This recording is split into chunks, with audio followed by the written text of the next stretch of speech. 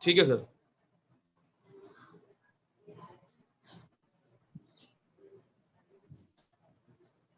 Start.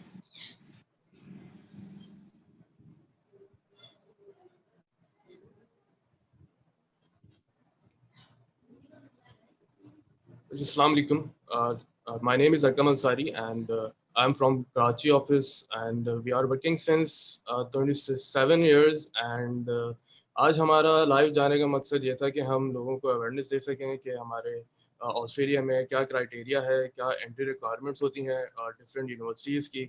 तो हमारे साथ हमारे सीनियर काउंसलर हैं जो कराची में HR के मैनेजर हैं, तो वो हमारे साथ हैं। वो हमारे साथ शुरू करेंगे क्वेश्चन आंसर्स और हम आपके at the end of this session हम आपके क्वेश्चंस भी आंसर करेंगे। तो स्टार्ट करते हैं खालिद अंसारी से, जो हमारे मैनेजर हैं। वो बताएंगे कि वो कब से काम कर रहे हैं और क्या एंट्री रिक्वायरमेंट्स हैं। जी सर। Thank you Arqam. आपको आवाज़ आ रही है? My name is Mohammad Khalid Ansari. मैं HR कराची के इसमें एज अ मैनेजर के रोल प्ले करता हूँ। यहाँ पे काम कर रहा हूँ लास्ट 10 ईयर्स से। एक्चुअली मार्केट जो मैं स्पेशली देखता हूँ वो ऑल कंट्रीज है, लेकिन स्पेशली हमारे पास ऑस्ट्रेलिया की जो उसको हम जो है वो एज अ काउंसलिंग करते हैं स्टूडेंट्स को इंफॉर्मेशन के हवाले से अबाउट स्टडी, और इसके अलावा जो स्टूडेंट्स पढ़ने के बाद उनका फ्यूचर ये होता है कि वहाँ पर वो फिर एज अ अपने आप को फ्यूचर में अपना एज अ PR और एज सिटीजनशिप के लिए अप्लाई करें। तो हमारे आज इस सेशन का मकसद ये था कि स्टूडेंट जो अप्लाई करना चाहते हैं ऑस्ट्रेलिया में, तो उसमें मेन चीज़ ये है कि उनका एंट्री रिक्वायरमेंट वो किस तरह अप्लाई करेंगे। स्टूडेंट्स को नहीं पता होता कि वो उन्होंने अप्लाई कैसे करना है।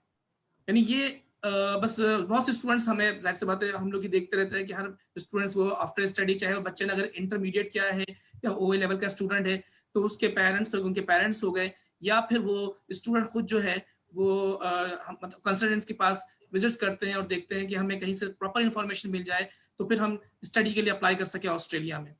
तो HR कंसल्टेंट 27 ईयर्स से काम कर रहे हैं और अल्हम्दुलिल्लाह हमारा जो सक्सेस रेशियो है माशाल्लाह 99% है। और अल्हम्दुलिल्लाह हमारे स्टूडेंट्स बाकायदगी से हमारे स्टडी कर रहे हैं, और इसके अलावा स्टडी के बाद फिर आगे जिस तरह ऑस्ट्रेलिया में जो अपॉर्चुनिटीज हैं वर्क परमिट की होते हैं, उसके बाद फिर इनको जो है वो आगे PR के लिए अप्लाई करते हैं। वो एक सेकेंडरी हमारे पास उनके उनके ऑप्शंस मिल जाते हैं। फर्दर जो फर्स्ट हम अप्लाई करते हैं तो है आपके इसके स्टडी के लिए। अब इसमें यह है कि स्टडी में हवाले से हमारे पास जो ऑप्शंस आते हैं, हमें ये देखना होता है कि स्टूडेंट की क्या क्वालिफिकेशन क्या है। फॉर एग्जाम्पल अगर स्टूडेंट ने O लेवल किया हुआ है या इंटरमीडिएट किया हुआ है, तो उस टाइम उसकी क्या रिक्वायरमेंट है, किस तरह उसने अप्लाई करना होगा। तो मोस्टली स्टूडेंट्स जो O लेवल करके या इंटरमीडिएट करके आते हैं या A लेवल करके आते हैं, तो मैं आपको उसमें वन बाय वन थोड़ा सा इसमें आपको एक्सप्लेन कर दूं कि इसमें इन्होंने अप्लाई कैसे करना है। सबसे पहले O लेवल के अंदर हम अगर स्टूडेंट ने 5 Ds भी हैं तो भी वो अप्लाई कर सकता है एकेडमिक सब्जेक्ट में, except Urdu, Islamic, Pakistan studies O level के स्टूडेंट। और इसके अलावा यानी O लेवल के स्टूडेंट फाउंडेशन, क्योंकि O लेवल और A लेवल में फर्क यह है कि अगर स्टूडेंट ने O लेवल किया हुआ है तो वो O लेवल हमारा जो उनका है वो एयर 11 के बराबर बनता है।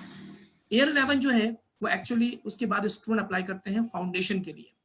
फाउंडेशन प्रोग्राम जो है वो उस फाउंडेशन 1 साल का होता है, उसका जो ड्यूरेशन होता है वो 8 मंथ से लेकर 12 मंथ्स का होता है। बच्चे फाउंडेशन कंप्लीट करते हैं, उसके बाद वो प्रोग्रेस कर जाते हैं बैचलर के अंदर। इसी तरीके से जो इंटरमीडिएट के स्टूडेंट्स होते हैं, उनके जो हमारे पाकिस्तान के जो इंटरमीडिएट स्टूडेंट्स हैं, उन्होंने जो है वो इंटरमीडिएट किया है, इनकी मिनिमम अगर उनकी परसेंटेज 50 है तो भी वो अप्लाई कर सकते हैं, एलिजिबल होते हैं। डायरेक्ट एंट्री के लिए भी होते हैं, और सम टाइम ये होता है कि स्टूडेंट की अगर परसेंटेज, कुछ यूनिवर्सिटीज वो स्टूडेंट कहते हैं कि नहीं हमारे पास डायरेक्ट एंट्री नहीं है इंटरमीडिएट के बेसिस पे, तो फिर थोड़ा वो डिप्लोमा अप्लाई करते हैं। मैं थोड़ा सा यहाँ पे आपको एक्सप्लेन कर दूं कि डिप्लोमा प्रोग्राम, फाउंडेशन प्रोग्राम और डायरेक्ट एंट्री क्या है। सर एक क्वेश्चन ये कि इंटरमीडिएट डायरेक्ट एंट्री ले सकता है?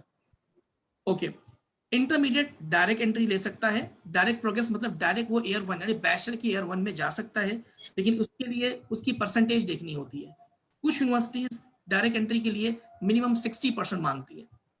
डायरेक्ट एंट्री मतलब इंटरमीडिएट का किसी का भी ग्रेड हो यानी 60% के साथ हो तो they can apply for direct entry into bachelor programme. Business के अंदर, आईटी के अंदर, बट इंजीनियरिंग के लिए कम से कम आपके पास 65 to 70% मार्क्स चाहिए होते हैं अप्लाई करने के लिए। एक बात ये। दूसरी बात ये सर कि डिप्लोमा प्रोग्राम डिप्लोमा में मैं क्यों हेल्थ कह रहा साइंसेस अवेलेबल होता है? जी, इनके पास डिप्लोमा, डिफरेंट किस्म के डिप्लोमा डिप्लोमा प्रोग्राम्स हैं। डिप्लोमा का मतलब ये है कि फर्स्ट ईयर ऑफ बैचलर होता है, ये प्रोग्रेस करता है सेकंड ईयर ऑफ बैचलर के अंदर। तो फर्स्ट ईयर ऑफ बैचलर यानी स्टूडेंट अगर इंटरमीडिएट का है तो इंटरमीडिएट की परसेंटेज अगर उसके पास 60 मार्क्स है या 55 है या 50% मार्क्स है, तो वो क्या करेगा कि पहले वो स्टार्ट करेगा फ्रॉम डिप्लोमा। डिप्लोमा को इस तरीके से यूनिवर्सिटी, यानी कि ये यूनिवर्सिटी ही के होते हैं, ये पाथवे कहलाते हैं एक्चुअली ना। पाथवे से मुराद ये होता है कि यूनिवर्सिटी खुद इनको जो है वो अपने, यानी उनके पार्टनर इंस्टीट्यूशंस होते हैं, वो उन्हीं के अंदर करवा रहे होते हैं। कुछ यूनिवर्सिटीज ने अपने कॉलेज, यानी ये जो पाथवे होते हैं कॉलेज के अंदर करवाए जाते हैं, तो यूनिवर्सिटीज के अपने कॉलेज होते हैं जो कि उनके पाथवे प्रोवाइडर होते हैं एक्चुअली। ये जो है जब अपना डिप्लोमा कंप्लीट करते हैं तो सेकंड ईयर में प्रोग्रेस कर जाते हैं। डिप्लोमा का मतलब जो होता है कि स्मॉल क्लास होती है, ये स्मॉल क्लास के अंदर मिनिमम 30 स्टूडेंट होते हैं, जो कि स्टूडेंट की बहुत ज्यादा डायरेक्टली इंटरेक्शन होती है टीचर के साथ। तो वो बच्चा जो डायरेक्ट डिप्लोमा में जा रहा होता है बहुत अच्छी प्रोग्रेस कर जाता है सेकंड ईयर में विद गुड ग्रेड्स। तो ये मेन चीज है इसके अंदर। अब डिप्लोमा प्रोग्राम बिजनेस के अंदर भी है, आईटी के अंदर भी है, इंजीनियरिंग के अंदर भी है, हेल्थ साइंस के अंदर भी है, नर्सिंग के अंदर भी डिप्लोमा प्रोग्राम है। इन सारे प्रोग्राम के अंदर जब बच्चा ये प्रोग्रेस करेगा तो उसकी सीजीपीए उस टाइम देखी जाती है, यानी वो सेकंड ईयर जाएगा तो 2.5 मिनिमम है, कहीं पे 3 होती है। ये तो बात थी इंटरमीडिएट की डिप्लोमा के लिए। अब हम आते हैं कि जो बच्चे ए लेवल के स्टूडेंट्स होते हैं, ए लेवल के जो स्टूडेंट्स हैं उनके पास अगर ए लेवल के 2 सब्जेक्ट्स यानी अगर मिनिमम 2 ईज हैं तो भी वो डिप्लोमा से स्टार्ट करेंगे। डिप्लोमा में, डिप्लोमा जो प्रोग्राम है आपका 1 साल का डिप्लोमा, वही जिस तरह हमने बताया था कि इंटरमीडिएट के बेस पे लोग अप्लाई कर रहे होते हैं, इसी तरीके से उनका भी यही बनेगा कि वो डिप्लोमा करेंगे पहले, डिप्लोमा के बाद फिर direct second year then third year. अगर वो बिजनेस कर रहे हैं तो बिजनेस आईटी में इनका 3 साल का प्रोग्राम होगा। इंजीनियरिंग होगा तो आफ्टर डिप्लोमा वो 3 साल पढ़ेंगे और फिर डिग्री 4 ईयर्स में कंप्लीट कर लेंगे। Sir what are the scholarships available हैं फाउंडेशन स्टूडेंट के लिए या डिप्लोमा स्टूडेंट के लिए? जी हाँ, यूनिवर्सिटीज ऑफर करती हैं, लेकिन ये परसेंटेज वाइज है। कहीं पर ये 10% स्टार्ट होती है, कहीं 10% है, मिनिमम 10% तक ये स्कॉलरशिप दे रहे होते हैं। लेकिन ये भी देखा जाता है कि आपके ग्रेड्स क्या है। अगर आपका ऐसा ना हो कि अगर आप ई ग्रेड लेकर आ गए हैं और आपने कहा कि मुझे वो डिप्लोमा में अप्लाई करना है, तो वो आपको डिप्लोमा छोड़ देंगे। लेकिन वही बात है ना कि एलिजिबिलिटी क्राइटेरिया होता है इस परसेंटेज यानी स्कॉलरशिप के लिए भी, तो ये ऑफर करती है। अच्छा, अब यहाँ पर आएगा कि डिप्लोमा के अंदर एंट्री रिक्वायरमेंट क्या क्या है। एक तो बात हो गई कि आपकी ग्रेड्स क्या होंगे, जो यानी क्वालिफिकेशन एकेडमिक की बात हो गई है। दूसरी बात बड़ी इंपॉर्टेंट वो है आपका आइल्स का स्कोर। आइल्स का स्कोर जो है ओ लेवल के लिए क्या रिक्वायरमेंट है और ए लेवल और इंटरमीडिएट के लिए क्या रिक्वायरमेंट है। फाउंडेशन में जो ओ लेवल के लिए जो रिक्वायरमेंट है आइल्स की वो है 5.5 ओवरऑल, नो बैंड। अच्छा, यहाँ पर मैं आपको बताऊं कि आप जब स्टूडेंट यहाँ से अप्लाई करते हैं पाकिस्तान से, तो आपको गाइस कंप्लीट आपको पैकेज प्रोग्राम मिलेगा। ऐसा नहीं है कि सिर्फ आप फाउंडेशन में जा रहे हैं, नहीं, आपको कंप्लीट, अगर आप फाउंडेशन में जा रहे हैं तो आपको फाउंडेशन प्लस 3 साल का बैचलर अगर आपने बिजनेस में किया है, अगर आप बिजनेस करने जा रहे हैं और बिजनेस की स्टडी करने जा रहे हैं तो 1 year foundation plus 3 years bachelor, ये कंबाइंड पैकेज मिल रहा है आपको बिजनेस का पूरा बैचलर प्रोग्राम का। इसी तरीके से आईटी के अंदर भी यही है कि 1 ईयर फाउंडेशन प्लस 3 साल का बैचलर, या फिर अगर आप इंजीनियरिंग करेंगे तो 1 ईयर फाउंडेशन प्लस 4 साल का मिला के ये आपको पड़ गया 5 इयर्स बैचलर पड़ जाएगा आपको कंप्लीट प्रोग्राम में, क्योंकि इंजीनियरिंग प्रोग्राम 4 साल का है प्लस 1 ईयर फाउंडेशन मिला के 5 इयर्स होते हैं। इसी तरीके से अगर आप डिप्लोमा से स्टार्ट करते हैं तो डिप्लोमा वाले स्टूडेंट्स के लिए जो आइल्स की रिक्वायरमेंट है वो स्टार्ट होती है 6.0 overall, no but less than 5.5।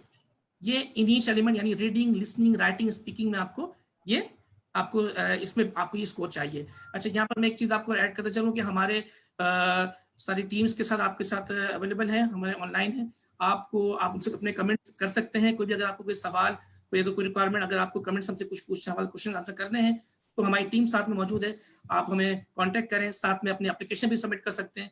तो अभी स्टिल अभी जो हम काम कर रहे हैं वो जुलाई 2020 की कर रहे हैं, तो ऑस्ट्रेलिया की एप्लीकेशन स्टिल अभी ओपन है, हम एप्लीकेशन अभी एक्सेप्ट कर रहे हैं और यूनिवर्सिटीज भी एक्सेप्ट कर रही हैं एप्लीकेशन। ओके, तो बात में ये कर रहा था कि डिप्लोमा की कुछ requirement 6.0 overall, no band than 5.5, but कुछ यूनिवर्सिटी की रिक्वायरमेंट 5.5 और ईच एलिमेंट में 5.5 चाहिए होता है।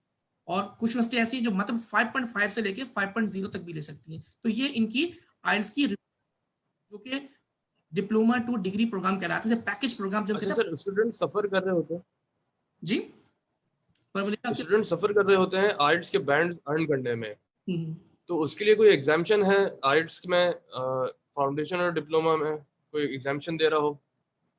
नहीं देखिए, आइल्स एक मैंडेटरी डॉक्यूमेंट है, इसके बगैर आपका वीजा भी फाइल नहीं हो सकता, ये मैंडेटरी डॉक्यूमेंट है। आप आइल्स की रिक्वायरमेंट, क्योंकि जब अगर आपको अगर प्रॉपर अगर आप आइल्स नहीं करेंगे या अगर आपका किसी में एक बैंड कम आ गया, जैसे कि फॉर एग्जांपल आप अगर फाउंडेशन की बात करते हैं, अगर आप स्टूडेंट को भेजते हैं, अगर स्टूडेंट की ओवरऑल बैंड 5.5 आ गया है लेकिन किसी एक में इसका 4.5 आ गया है, तो 4.5 के ऊपर यूनिवर्सिटीज जो हैं उनको इंग्लिश लैंग्वेज कोर्स इसमें जो है वो ऐड कर देती है। उसके अंदर यानी कम से कम 5 to 10 वीक्स का होता है।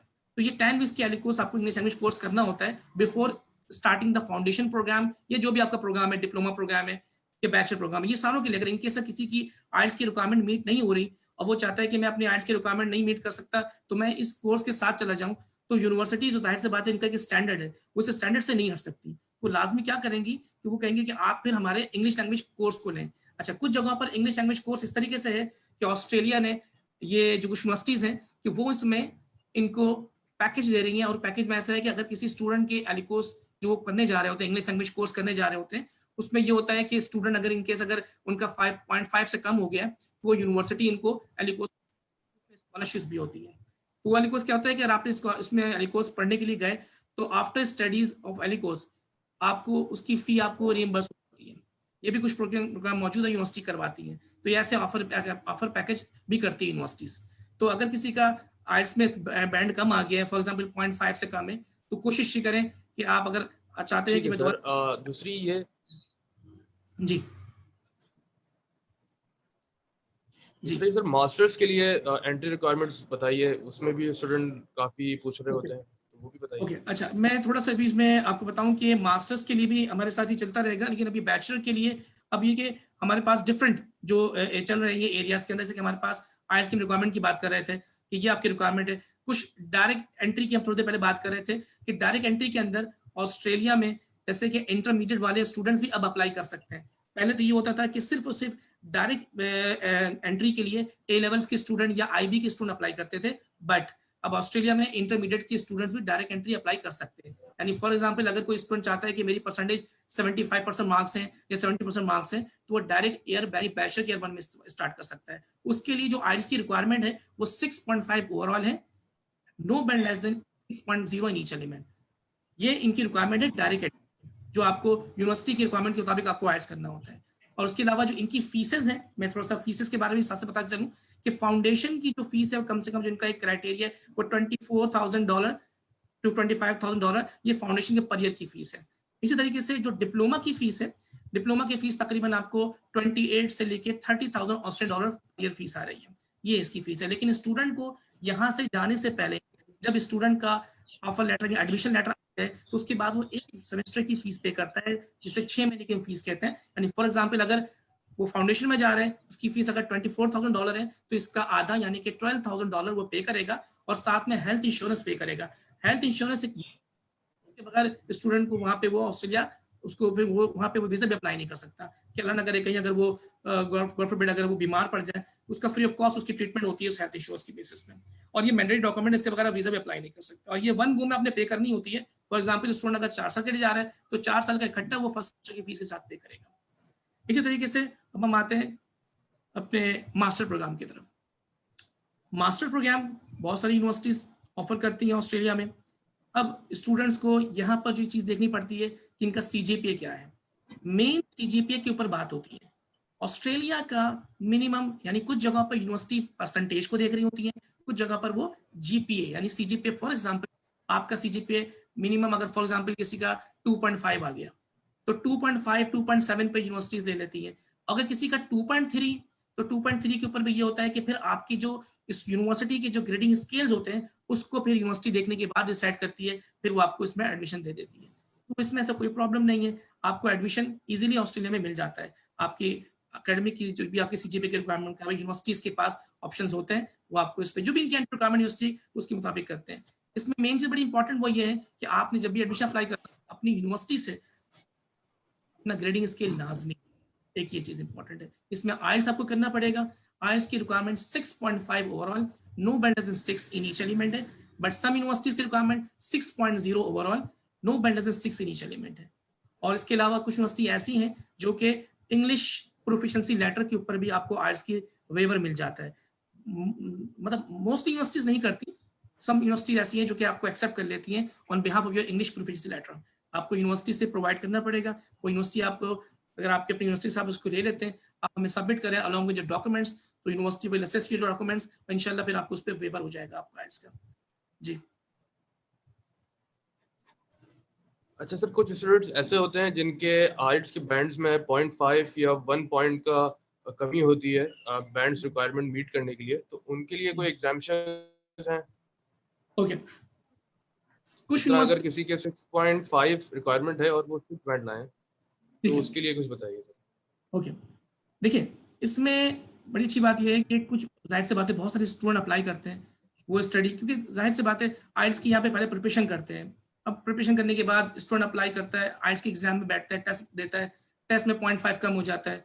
तो कुछ यूनिवर्सिटीज रिलैक्स, मतलब उसमें आपको क्या फ्लेक्सिबल होती है, वो इस तरीके से आपको इस पे क्या आपको वेवर दे देती हैं। जैसे कि फॉर एग्जांपल हमारे पास यूनिवर्सिटीज हैं, मैं आपको उसमें नाम भी साथ बताता चलूं कि मर्डोक यूनिवर्सिटी है। अगर आपके पास ओवरऑल बैंड अगर 6.5 बैंड है और आपके किसी एक पे 0.5 कम हो गया है, तो यूनिवर्सिटी आपको इस पे वेवर कर देती है। इसके अलावा फॉर एग्जाम्पल किसी का आइल्स का स्कोर 6.0 ओवरऑल है और ईच में भी 6 आ गया है, तो भी यूनिवर्सिटी कुछ ऐसी जो एक्सेप्ट कर लेती है।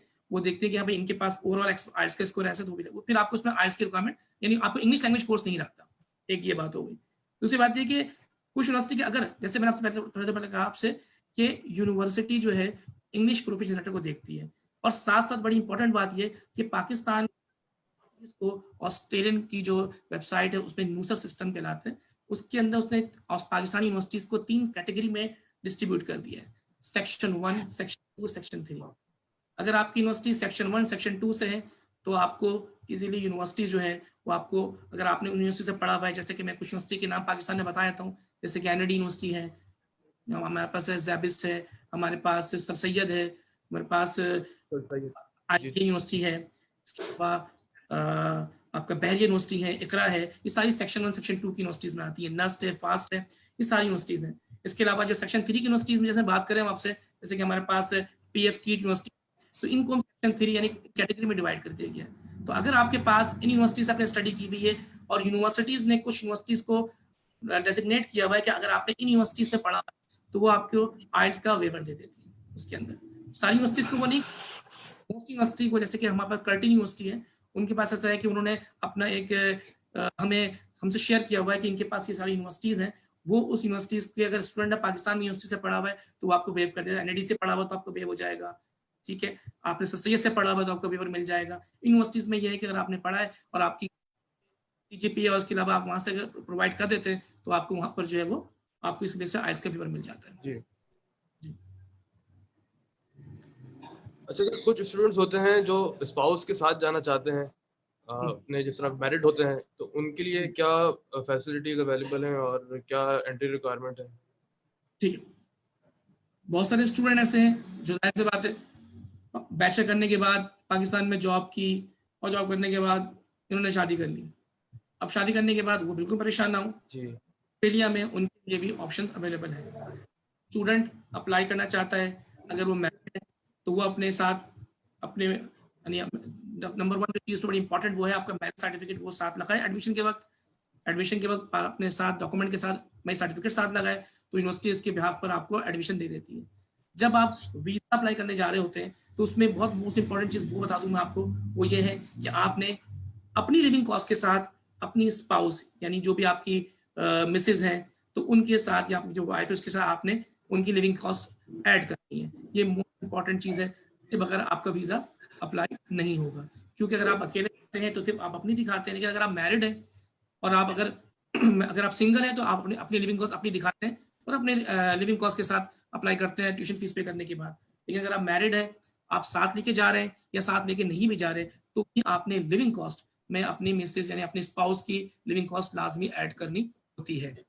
मैं थोड़ा सा बता भी दूं कि आपको कि वैसे जो ओवरऑल जो हमें बैंक स्टेटमेंट की रिक्वायरमेंट है, जो अगर एक स्टूडेंट सिंगल है यानी वो अनमैरिड है, वो अप्लाई करता है तो कम से कम उसको जो बैंक स्टेटमेंट की रिक्वायरमेंट है वो 55 से 60 लाख रुपए की बैंक स्टेटमेंट शो करनी होती है।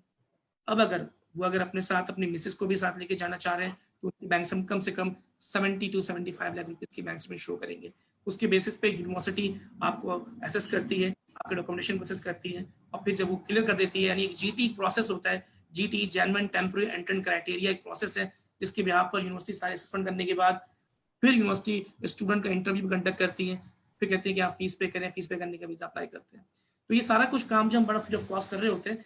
अच्छा, इसमें बताऊं कि आप हमें कांटेक्ट कर सकते हैं हमारे नंबर पे, जैसे मेरा my name is Mohammad Khalid Ansari, my mobile number is 0346474707, और इसके अलावा हमारी टीम साथ बैठी है, हमारे डिफरेंट सिटीज के साथ है, आप उनको भी कांटेक्ट कर सकते हैं। लाइव कमेंट्स हमारे सिस्टम है, तो आप हमें जो भी अगर क्वेश्चन आंसर आपका है तो हमें कर सकते हैं, और आपको भी इस पे आपको जो भी आपके सवाल होगा उसको जवाब देंगे इंशाल्लाह। जी प्लीज। अच्छा सर, एक सवाल यह है कि कुछ लोग वीज़ा रेशो के ऊपर बात कर रहे होते हैं, तो वो बताइए सर क्या वीज़ा रेशोज है इन ऑस्ट्रेलिया? कोई रिजेक्शन, अगर किसी का यूके का रिजेक्ट है या यूएसए का रिजेक्ट है तो उससे कोई असर पड़ता है नहीं पड़ता? बहुत अच्छा क्वेश्चन है ये। बहुत सारे स्टूडेंट्स, जाहिर सी बात है, ऑस्ट्रेलिया से पहले और भी डेस्टिनेशन है वहाँ अप्लाई करते हैं। वो कहते हैं कि पहले हम यूएसए ट्राई कर लेते हैं, या यूके देख लेते हैं, या कनाडा देख लेते हैं, अप्लाई करते हैं। मोस्टली स्टूडेंट्स को वीज़ा मिल भी जाता है।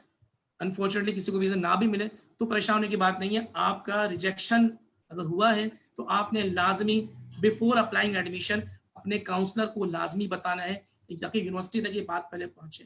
या यूनिवर्सिटी फॉर्म करेंगे तो यूनिवर्सिटी उसी के बेस पे आपको असेस करती है। अगर आपने यूनिवर्सिटी को नहीं बताया और आपने ये बात अपने काउंसलर से भी नहीं बताई और आपने वीज़ा अप्लाई कर दिया, तो उस वक्त क्या होगा कि वीज़ा ऑफिसर के पास एक्सेस होता है और वो सारे कंट्रीज के जहां भी आपने वीजा पहले अप्लाई किया था वो सारे वो चेक कर लेते हैं। इस तरह आपकी रिजेक्शन चांसेस ज्यादा होते हैं। तो वैसे हमारे पास बहुत से ऐसे केसेस आते हैं जिसमें हम लोग ऑस्ट्रेलिया में अप्लाई करते हैं, तो हमेशा बच्चों से पूछते हैं कि आपने प्रीवियस कहीं अप्लाई किया, तो कहते हैं कि हमने कनाडा रिफ्यूज हुआ हुआ है, हमारा यूएस रिफ्यूज हुआ हुआ है, चाहे वो 2 दफा रिफ्यूज हुआ हो या 3 दफा रिफ्यूज हो, आपने बताना है। इसके अलावा समटाइम स्टूडेंट ने पहले ऑस्ट्रेलिया भी रिफ्यूज हुआ होता है, तो अगर ऑस्ट्रेलिया का रिफ्यूज है वो भी बताएगा। अगर ऑस्ट्रेलिया का रिफ्यूजल डिफरेंट किस्म के रिफ्यूज हो सकते हैं, यूएस के वगैरह का तो ये होता है इंटरव्यू रिफ्यूज हुआ, स्टूडेंट जाहिर सी बात है विद इन 10 मिनट्स उसको पता चल जाता है कि यूएसए का वीजा रिफ्यूज हुआ। अब वो मतलब कि नेक्स्ट करने की बात करता है। अगर वो ट्राई करता है दोबारा रिफ्यूज हो जाता है तो फिर वो कहता है मुझे किसी और कंट्री का अप्लाई करना चाहिए। लेकिन अगर ऑस्ट्रेलिया हुआ है तो ऑस्ट्रेलिया में पहले हमें प्रॉपर देखना पड़ता है before applying second time admission. हमें देखना होता है कि प्रीवियस रिफ्यूजल के पॉइंट्स क्या है। कहीं ऐसा तो नहीं है कि आपके ऊपर ऑस्ट्रेलिया पिछले दफा अप्लाई किया हो, आपके ऊपर बैन लगा, समटाइम उस पर यूनिवर्सिटी मतलब इमिग्रेशन बैन लगा देती है, किसी पर 3 इयर्स का, कोई 10 इयर्स का, वो 5 इयर्स का, सॉरी, उस पर डिपेंड करता है कि वीजा ऑफिसर ने किस बेस पे आपको बैन लगाया है। डॉक्यूमेंट फोर्जरी डॉक्यूमेंट्स हो, उस पर आप रिफ्यूज हो, ये चीज, तो उसके ऊपर आपको जो है वो ये प्रॉब्लम आ सकती है। कि आप कोशिश ये करें कि आप जब भी कोई एडमिशन्स के लिए अप्लाई करें, चाहे आपका ऑस्ट्रेलिया हो या आपके किसी भी कंट्री का रिफ्यूजल हो, आपने रिफ्यूजल को लाजमी शेयर करें हमारे साथ, क्योंकि यूनिवर्सिटी भी आपके एडमिशन लेने से पहले आपको जो इशू करेगी ऑफर से पहले, वो आपको चेक करती है कि आया कि जो पिछला रिफ्यूजल आपका हुआ था उसके बाद वो रिफ्यूजल जो दोबारा आपने जो अभी आपने दिया है क्या नाम है अप्लाई करने के लिए, तो उस टाइम उस वक्त जो आपके रिफ्यूजल थे उसकी जस्टिफिकेशन आपने कैसे की है, यानी जस्टिफिकेशन लाजमी होती है इसके अंदर। ठीक है जी। अच्छा सर, दूसरा ये बताइए, पीएचडी के लिए बताइए, पीएचडी के लिए जो लोग अप्लाई करना चाहते हैं डिफरेंट यूनिवर्सिटीज में, उनके लिए क्या ऑप्शन अवेलेबल है राइट नाउ? देखिए पीएचडी और क्या डॉक्यूमेंट्स रिक्वायर्ड होंगे? जी, पीएचडी वाले स्टूडेंट्स अप्लाई कर सकते हैं जी। पीएचडी वाले स्टूडेंट को ज्यादातर आपको पता ही है कि मोस्टली स्टूडेंट्स जब भी पीएचडी के अप्लाई करते हैं तो उनको उनके पास प्रपोजल होना चाहिए, रिसर्च प्रपोजल की हम बात करते हैं। अगर उनके पास रिसर्च प्रपोजल है तो वो सबमिट करते हैं सुपरवाइजर को, और उनके अप्रूवल के बाद फिर अप्लाई कर रहे होते हैं। लेकिन हमारे पास और भी ऑप्शन अवेलेबल है जहां पर विदाउट सुपरवाइजर भी हम असेस कर सकते हैं। यानी हमारे पास हमारे पैनल की यूनिवर्सिटीज जो है वो हम डायरेक्ट भी, अगर आपके पास एडमिशन आप लेना चाहते हैं पीएचडी के लिए, तो हमारे पास कुछ यूनिवर्सिटीज ऐसी हैं कि विदाउट जो आपका प्रपोजल हो या साइनॉप्सिस जिसे हम कहते हैं, आप उसके बगैर भी अप्लाई कर सकते हैं ऑस्ट्रेलिया में। और अगर आपके पास आपने अपना बनाया हुआ है प्रपोजल, कम से कम जो वर्ड्स के होते हैं वो तकरीबन 1000 से 1500 वर्ड्स के प्रपोजल होते हैं, वर्ड्स के बने होते हैं, वो आप हमसे शेयर करें, अपने डॉक्यूमेंट के साथ हमें दें, हम अप्लाई करेंगे। जो आपका टॉपिक होगा, वो लाजमी टॉपिक आपने हमें बताना होता है, क्योंकि जब हम अप्लाई करते हैं ऑस्ट्रेलिया में, तो फॉर एग्जांपल आपने पीएचडी इन आईटी करनी है या पीएचडी एचआरएम में करनी है, जो भी आपका प्रोग्राम हो, इसमें पीएचडी है या आपका मास्टर में रिसर्च है, तो कुछ प्रोग्राम ऐसे जिसमें हमने पहले आपसे कहा कि विदाउट सुपरवाइजर हम आपकी एप्लीकेशन ले सकते हैं, हमें फिर इसमें सुपरवाइजर की जरूरत नहीं होती, डायरेक्ट आपकी असेसमेंट इस पे हो जाती है एडमिशन के लिए। जी ठीक है सर। जो लोग अप्लाई करना चाहते हैं हमारे थ्रू, उनको क्या डॉक्यूमेंट्स रिक्वायर्ड होंगे और वो बताइए। किस मतलब मास्टर्स प्रोग्राम के लिए या बैचलर प्रोग्राम के लिए? और बैचलर प्रोग्राम के लिए सर। ओके, अगर फॉर एग्जांपल स्टूडेंट बैचलर के लिए अप्लाई करना चाहते हैं, तो उनकी जो डॉक्यूमेंट्स हमें रिक्वायर्ड होंगे, अगर फॉर एग्जांपल स्टूडेंट का बैकग्राउंड, उसने मैट्रिक इंटर का बैकग्राउंड है, तो मैट्रिक की मार्कशीट सर्टिफिकेट, इंटर की मार्कशीट सर्टिफिकेट, आइल्स का स्कोर अगर अवेलेबल है, अगर नहीं भी है तो भी वो बाद में सबमिट कर सकते हैं, हम विदाउट आइल्स भी अप्लाई कर सकते हैं कंडीशनल ऑफर लेटर के लिए। पासपोर्ट कॉपी, अगर पासपोर्ट बना हुआ है तो हमें सबमिट करें, अगर पासपोर्ट ना भी तो भी अप्लाई कर सकते हैं, लेटर ऑन पासपोर्ट सबमिट कर सकते हैं। But right now you can submit the documents, minimum academic documents की बात कर रहा हूं मैं आपसे, SSC marksheet certificate, interview certificate, ये तो शेयर करें, हम आपके डॉक्यूमेंट्स के बेस पे आपका असेसमेंट करेंगे। आप हमें जो भी प्रोग्राम बताते हैं, जो भी यूनिवर्सिटी अप्लाई करना चाहते हैं, आपका हो सकता है। ये बात थी अंडर ग्रेजुएट के हवाले से। अगर बात करते हैं मास्टर्स के लिए, तो मास्टर के सेम वही डॉक्यूमेंट्स हैं। अगर आपने बैचलर किया हुआ है तो बैचलर प्लस आपके इंटरव्यू के डॉक्यूमेंट्स और मैट्रिक के डॉक्यूमेंट्स, सीवी आपकी उनके साथ चाहिए, पासपोर्ट है। हमें इसमें कोई रिकमेंडेशन लेटर की जरूरत नहीं है। आप हमें एक अच्छा सा पर्सनल स्टेटमेंट लिखें कि why do you want to apply Australia.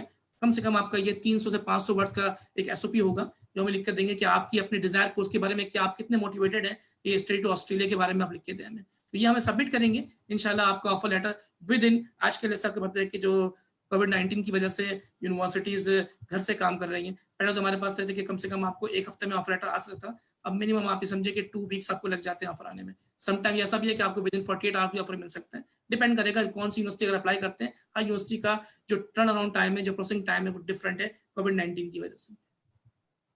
Ji sir, कोविड-19 के ऊपर बात करें आप, तो कोविड-19 के ऊपर ही बताइए कि यूनिवर्सिटी से क्या इक़दामात हैं, तो उसके बारे में बताइए सर।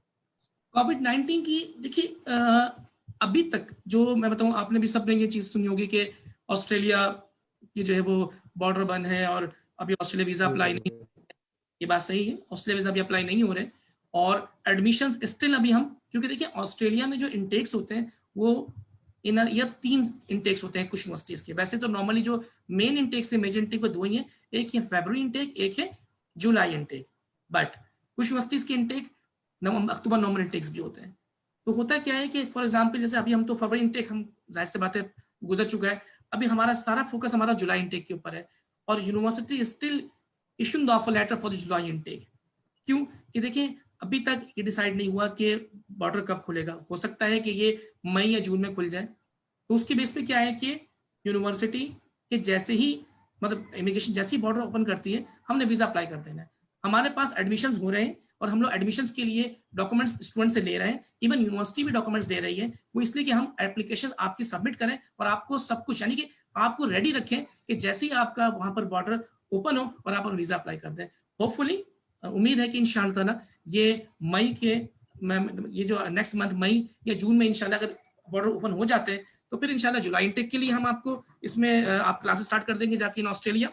और अगर इन केस गॉड फॉरबिड अगर नहीं खुलता, जैसे कि कंडीशंस हैं कि अगर नहीं खुला कोविड-19 के, ऐसे हर जगह पे ये प्रॉब्लम है, अगर बॉर्डर अगर सील है अभी भी है, तो फिर जो नेक्स्ट इनटेक यूनिवर्सिटी का होगा वो ऑटोमेटिकली फिर हम डेफर करवा देंगे। जैसे मैंने बताया कि बहुत सी यूनिवर्सिटीज जो है अब इन्होंने अपनी पॉलिसी को थोड़ा चेंज किया।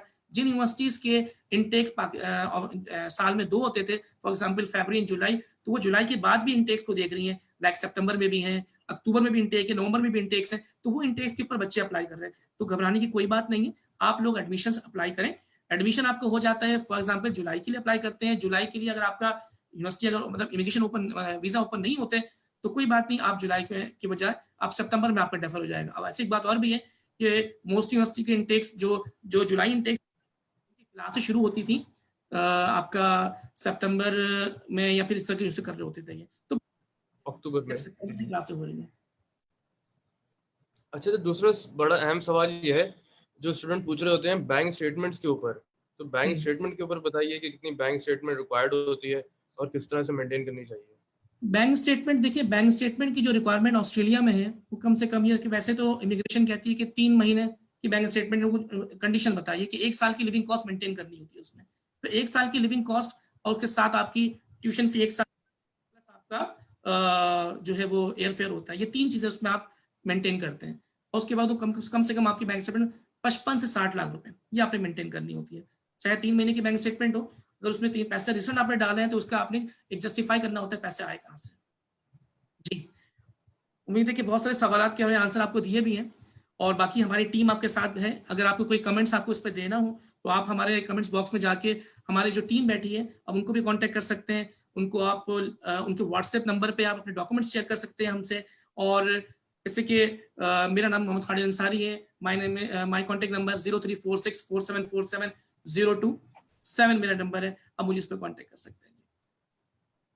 और इसके अलावा इंशाअल्लाह हमारे सेशन चल रहे हैं आप ही के हवाले से कि जो स्टूडेंट अप्लाई करना चाहते हैं, जो इस टाइम विजिट नहीं कर सकते, तो कम से कम ये है कि आप लोग हमसे चाहे तो सोशल मीडिया पे, फेसबुक पे हमारे सेशंस हो रहे होते हैं, हमें ज्वाइन करें और अपने डॉक्यूमेंट सबमिट करें। हमारे नंबर्स हैं, हमें नंबर पे कॉल करें, हमसे अपनी मीटिंग फिक्स करें, चाहे तो स्काइप मीटिंग फिक्स कर लें ताकि हम आपको इसी पे आपको प्रॉपर ब्रीफ कर सकें। आज के लिए इतना ही हमारे काफी। इंशाल्लाह नेक्स्ट जो भी होगा तो इंशाल्लाह फिर आपसे कांटेक्ट करेंगे इस पे। Thank you so much sir, आपने अपना कीमती टाइम दिया और थैंक यू वेरी बहुत मच। अच्छी इन्फॉर्मेशन दी आपने, काफ़ी इंपॉर्टेंट इन्फॉर्मेशन थी। बहुत शुक्रिया सर। बाकी थैंक जिसको यू वेरी मच। अप्लाई करना होगा वो डायरेक्टली हमसे कांटेक्ट करके वो डॉक्यूमेंट सबमिट करा सकता है। थैंक यू ठीक सो है, मच। अपना बहुत ख्याल रखिएगा, सारे अपने घर पे stay safe in your home. Thank you very much. Thank you.